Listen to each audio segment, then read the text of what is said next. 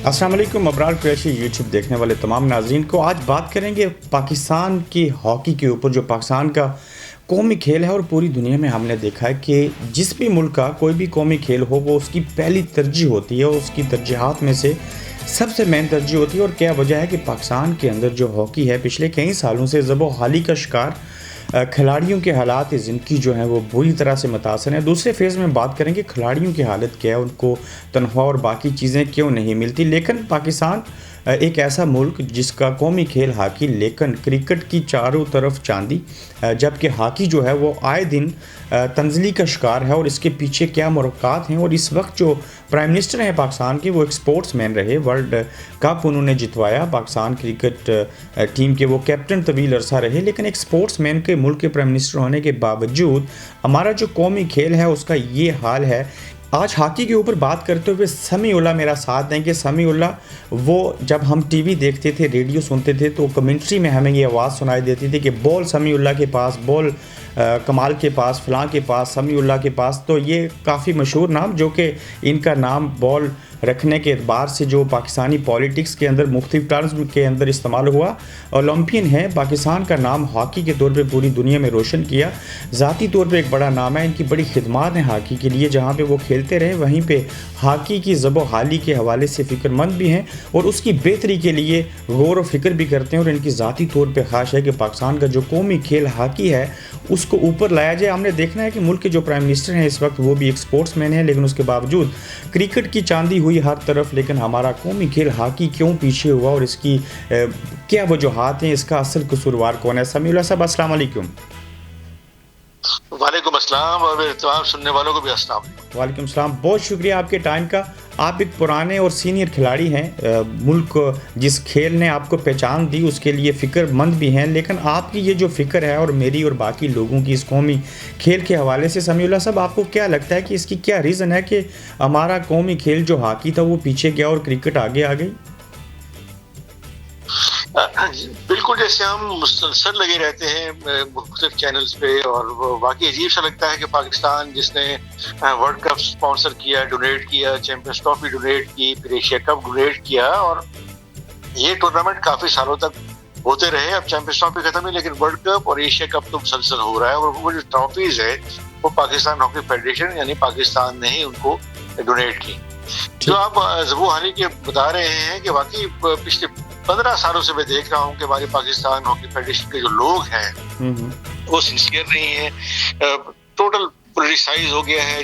जो पार्टी आती है वो किसी को ओबलाइज कर रहा है तो उसको वहाँ लगा देते हैं। और उसके साथ साथ जो हमारे ओलंपियन हैं, जो मुख्तलिफ अखबार में बने प्रेसिडेंट सेक्रेटरी, वो भी कुछ सिंसियर नहीं थे। वो भी जैसे इसको कहते हैं कि उस रॉ में बह गए या उन लहरों में चले गए जो करप्शन और मनी माइंडेड लोग, तो इससे सारा नुकसान हुआ। तो समीउल्लाह साहब, ये जो लोग हैं जिस मैनेजमेंट की आप बात कर रहे हैं, आप श्योर हैं कि इन लोगों का तल्लुक पाकिस्तान से ही है?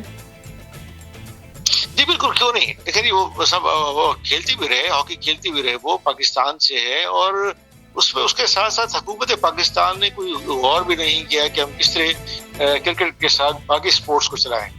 अभी आप देखें कि स्क्वॉश हुआ, स्नूकर हुआ, हॉकी हुआ, बैडमिंटन, टेबल टेनिस, सब खिलाड़ी ज़बो-हाली के शिकार हैं और उनको नौकरी नहीं है। जो डिपार्टमेंट जो मुख्तलिफ चलाते थे इदारे जिसमें सब खिलाड़ी होते थे और टीमें खत्म कर दी। अब एडहॉक अच्छा, चल रहा है। समीउल्लाह साहब, आपने स्नूकर की बात की, मैं आपको माज़रत इंटरप्ट कर रहा हूँ। हम स्नूकर के भी चैंपियन बने लेकिन हम हॉकी को स्पेसिफिकली आज फोकस करते हैं। समी साहब, जिस टीम को एक मकाम मिला था, एक रुतबा था, बड़े अच्छे प्लेयर थे आप जैसे और बाकी बेशुमार मैं नाम ले सकता हूँ, आज हमारी टीम हॉकी की जो है वो क्वालिफाई नहीं कर सकती मुख्तलिफ इवेंट्स के लिए। बिल्कुल, आप ठीक कहते हैं। जिस टीम में सलीम शर्मानी हो, मंजूर हसन, मुनव्वर हो, अख्तर रसूल हो, इस्लाहुद्दीन हो, कलीम मुल्ला, मंजूर जूनियर, हसन सरदार, शहनाज शेख, हनीफ खान और वसीम फिरोज जैसे लोग, और वो पूरे के पूरे टाइटल हमारे पास थे। लेकिन अब जिसको कहते हैं ना इल प्लानिंग कहें, वो नहीं है। डिस्ट्रिक्ट डिवीजन लेवल पे हॉकी के खिलाड़ियों को जो है पैटर्न नहीं दी जाती। स्कूल कॉलेज जो है वो घरों में शुरू हो गए। तो ये सारी चीजें मिला के, क्योंकि हमारे पास नर्सरी नहीं है, जब नर्सरी नहीं है तो नंबर ऑफ प्लेयर्स नहीं है, जब नंबर ऑफ प्लेयर्स नहीं है तो आपके पास चॉइस जो है बड़ी महदूद किस्म की है। अच्छा इसी समय वजह से साहब, देखिए आप पाकिस्तान की रैंकिंग कहीं हॉकी की 17वें नंबर पे। कहीं आप ये कहना चाह रहे हैं कि हमारी ग्रास रूट लेवल से जैसे हॉकी खेलते थे गली मोहल्लों में, स्कूल्स में, कॉलेजेस में, यूनिवर्सिटी में, वो स्ट्रक्चर नहीं है? और दूसरा, आप ये समझते हैं कि जो लोग हॉकी के डिपार्टमेंट को चला रहे हैं वो प्रोफेशनल नहीं है, अच्छे लोग वहाँ पे नहीं गए? जी बिल्कुल ठीक बात है, यही बात है कि जैसे मैंने कहा कि नंबर्स नहीं है प्लेयरों का और जो टेक्निकल लोग नहीं हैं उनकी वजह से सारी खराबी हो रही है। और साल में हर स्कूल का एक एनुअल प्रोग्राम होता है, स्पोर्ट्स डे होता है, जिसमें वो पैसे लेते हैं, लेकिन वो एनुअल स्पोर्ट्स डे बस ऐसे कहें जिसमें फॉर्मेलिटी। तो ये सब चीजें मिल के जिसकी वजह से हॉकी जो किसी वक्त नाम था, जिसके पास 4 वर्ल्ड कप है, 3 ओलंपिक गेम्स हैं, 3 चैंपियंस ट्रॉफी है और बहुत सारे 7 एशियन गेम्स हैं, तो आज इन हालात में। लेकिन मेन जो इसमें जो सफर कर रहे हैं, जो मुतासिर हो रहे हैं, वो हॉकी प्लेयर हैं। क्या आप प्लेयरों को देखिए, उनके पास जॉब्स नहीं, वो इधर उधर देख रहे हैं कि कोई हमें रख ले, कोई हमें 25,000 रुपए में रख ले ताकि उनके घरेलू हालात बेहतर। अच्छा समीर साहब, आपने कहा कि 4 हॉकी के वर्ल्ड कप हम जीत चुके हैं। जी, 3 Olympic games, 7 Asian games. 7 Asian game. अच्छा, खिलाड़ी जब भी किसी टीम में कोई खेलता है, बिलखुसूस मैं हॉकी वालों की बात करूंगा, तो मुझे पता चला, हमारी कुछ खिलाड़ियों से बात हुई, एक ही बहन की शादी थी तो उस बेचारे के पास इतने पैसे नहीं थे, वो इतना ज़हनी अजियत का शिकार है कि 4-4 महीने उनको तनख्वाह नहीं मिलती। जिस मुल्क में हॉकी के खिलाड़ियों का, कौमी खेल खेलने वालों का ये हशर हो, वो ज़हनी तौर पर कैसे ठीक हो सकते हैं, उनकी फ़िटनेस कैसे ठीक हो सकती है, और क्या इन चीज़ों का कोई नोटिस लेने वाला नहीं है? बिल्कुल आपने सही फरमाया। इस किस्म के बेशुमार खिलाड़ी हैं जो मैं जानता भी हूँ और जो बेचारे किसी को कह नहीं सकते। यही वजह है कि खिलाड़ी जो है, कोई भी आदमी या कोई जिस पेरेंट कह रहे हैं, वो बच्चों को कहता है कि हॉकी मत खेलो, आप अपने एजुकेशन पे या पढ़ाई पे जोर दो। पढ़ाई की परसेंटेज तो बहुत कर दी, लेकिन हमने उसको स्पोर्ट्स में नहीं लाए।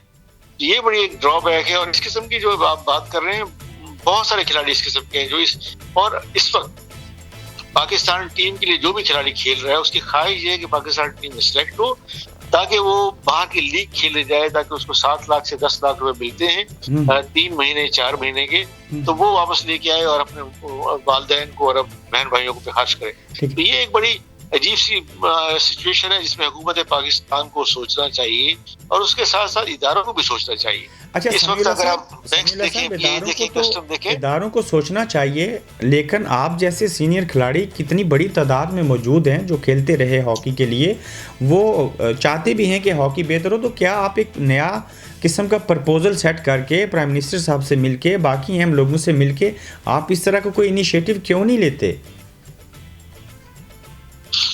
इंडिविजुअली बिल्कुल सही कहा आपने। इंडिविजुअली मैंने लिया, अभी भी जो टास्क फोर्स बनी उनको एक प्रोग्राम बना के दिया है, लिख के दिया है, और वो कि उन्होंने उसको रिस्पॉन्ड नहीं किया। लेकिन मेरा फर्ज था कि उनको मैं TCS करूं, बाय नेम करूं, एहसान मानी को उनका जवाब नहीं आया। मेरा तो ये ख्वाहिश है। लेकिन अफसोसनाक बात यह है कि हम तकरीबन कोई 25 खिलाड़ी हैं जो मुख्तलिफ इरा में, जिसको कहते हैं कि वो लीजेंड हैं, तो वो आपस में मिलते नहीं है। हम फौरन बार्गेन कर रहे थे पाकिस्तान हॉकी फेडरेशन के साथ, चाहे सिलेक्टर के तौर पे, चाहे उसमें मैनेजर कोच के तौर पे, और बस उस फिर उनके जैसे वो कहते हैं वैसे ही हम करते हैं। और ये बड़ी बदकिस्मती है कि इस वक्त हॉकी जो है टोटल नॉन टेक्निकल लोगों के पास, नॉन टेक्निकल लोगों के पास है। समी साहब, कहीं ऐसा तो नहीं है कि क्रिकेट में जो है वो शॉर्टकट भी है और पैसा भी ज़्यादा आ गया, तो इसलिए हमारा जो बोर्ड है, जो जिम्मेदारान हैं, वो हॉकी को समझते हैं कि ये कोई सोने की चिड़िया नहीं है, तो लिहाजा इसको फोकस ना किया जाए?